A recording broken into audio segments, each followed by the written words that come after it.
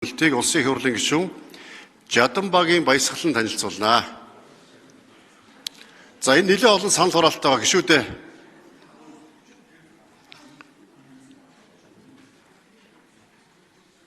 Уг бас нэлээд хэлэх байгаа юу те?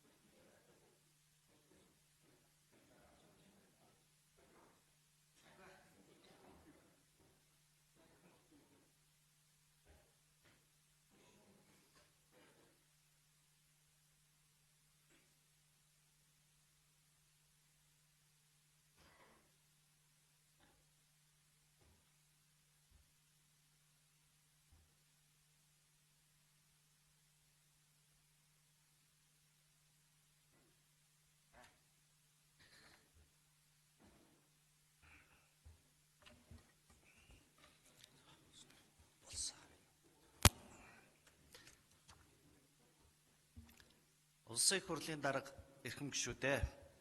Монгол Улсын их хурлын гишүүн Ж. Чимбүрэн, Ж. Алдарч Авхлан, А. Ариун Заяа энэ Батцанбүрэл нараас 2025 оны 3 дугаар сарын 31-ний өдөр Монгол Улсын их хурлд өргөн мэдүүлсэн цусны донорын тухай хуулийн төсөл болон хамт өргөн мэдүүлсэн хуулийн төслүүдийг хэлэлцэх хэсэг асуудлыг Улсын их хурл 2025 оны 5 дугаар сарын 22-ны өдрийн чуулганы нэгдсэн хуралдаанаар хэлэлцэрлэн шийдвэрлэж анхны хэлэлцүүлэгт бэлтгүүлэхээр хүний хөгжил нийгмийн бодлогын байнгын ороонд шилжүүлсэн билээ.